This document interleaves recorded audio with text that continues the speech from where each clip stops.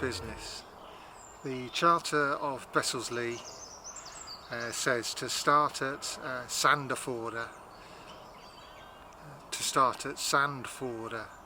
then go to the Fulenlaka, which is the foul stream, then go to the Yamares, Yamare Hadjan, which is the boundary hedge. Mare is mark, the edge. Then go to Cottan. We've been to Cottan, we come from Cot Hill. Then along the Yamares, which is along here. And then along Andlang the Stræte, which is a Roman road. And Roman roads can't always be the focus of my attention, but my viewers do seem to enjoy anything Roman. So I'm interested in the prehistoric past. I'm interested in the Romans because they tell us about what came before, the British, the Welsh. And so when we see Sulis Minerva, the goddess Sulis Minerva, that means the Romans preserved the prehistoric goddess Sulis. And so it's things like that interest me. Roman roads do deviate from what happened before and what happened afterwards. The Roman Empire was a modernist blip in a sea of barbarism. They went from an organised industrial and market economy to subsistence farming as their system collapsed in Britain. And there's nothing wrong with farming. I'm massively interested in how to feed a nation. And it is about ploughing, it is about sowing seed and reaping and all the rest of it. But it was much more than that in the Roman period. It was organised, and it produced large surpluses, and those large surpluses developed their nation state. But anyway, let's go and see if we can find this Roman. Well, I know where the Roman road is, but I'm just introducing it to you as a starter for 10. Anyway, let's have a walk and we'll see what we can see. There is a problem with my Roman road, my Stræte, and that is that it is in the wrong place. We have two Roman roads, conventional Roman roads, long ones, straight lines, going between cities, places that we know are Roman, and these are here. The one on the right goes from Silchester up to Bicester, both of which are well-known Roman locations. The one on the left points towards Oxford from Wantage. But we have two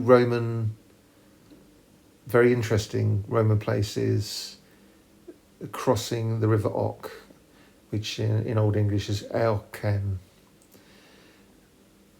I've described the River Och before in other videos on the North Berkshire area, now Oxfordshire. But we have a temple, and temples are very special. This temple may, incidentally, though it's irrelevant to this discussion, may be dedicated, it has been suggested it's dedicated to somebody like Camulus, which is another name we have from the distant past, united with Mars as I understand it. And he seems to be a god of fertility as well as war, as I understand it. So that's very special. And the LiDAR showing that area is pretty nice. I was really surprised. I'm going to have to go and take a walk over there. There's bound to be pottery. There's a public footpath goes right through the middle of it. It is, the LiDAR looks very, very pretty. I suspect there are some mausolea in that area, judging by the little square boxes. It's definitely Roman. It's on a grid layout and very uniform. So there must have been a Roman road going through here. Plus there are some very straight modern roads that go through this area.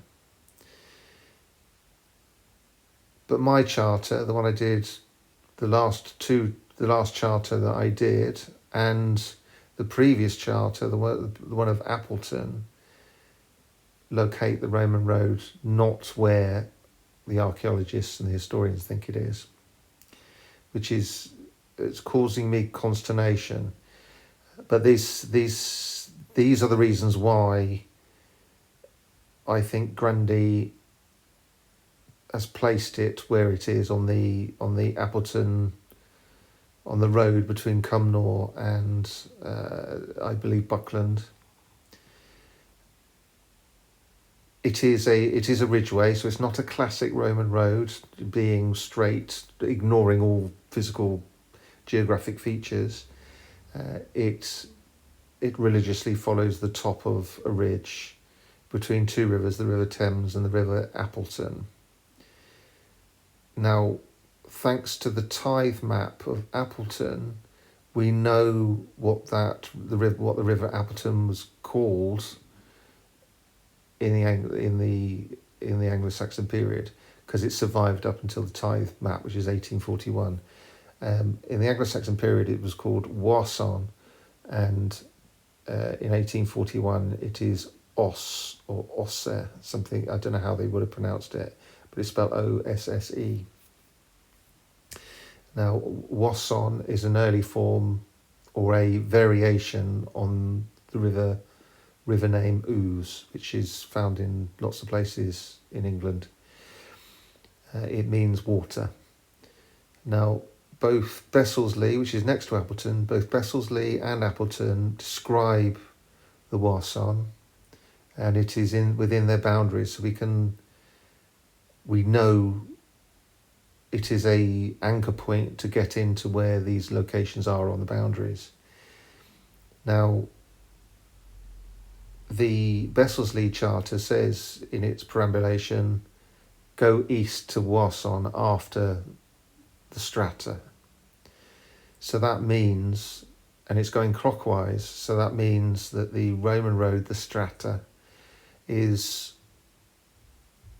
to the west of the Wasson, which is the Appleton River. And the Appleton Charter describes going down the Wasson and then going up a rithy up to the Stræte and then going to the Thames, which means it's going, the boundary is going west at the bottom of the clockwise perambulation. So I think Grundy's correct in placing our Stræte where it is on that ridgeway, which is a road today. Now, the Appleton perambulation goes absolutely nowhere near the conventional Roman road that goes to Oxford from Frilford, the temple at Frilford. And there must have been a Roman road going to a Roman temple. Has to be. It doesn't necessarily mean it's a major road. There would have at least been a well-made minor road. So what we have is two roads going very, very close to each other but don't seem to cross. I can't untangle that situation. It's rare to find sort of trunk roads that do this sort of thing. My suspicion is that the one going through Appleton goes north to the Swinford Ford Bridge, taking a different, having to veer around the Thames because it's a ridgeway rather than a military road. And it's that veering, if the Thames wasn't there, it would take a straight line and go nowhere near our conventional Roman road to Oxford. But I think the Thames forces it close together and then veers off. That's my feeling. I don't know whether it's true or not, but I lay before you the evidence and you can make up your own mind.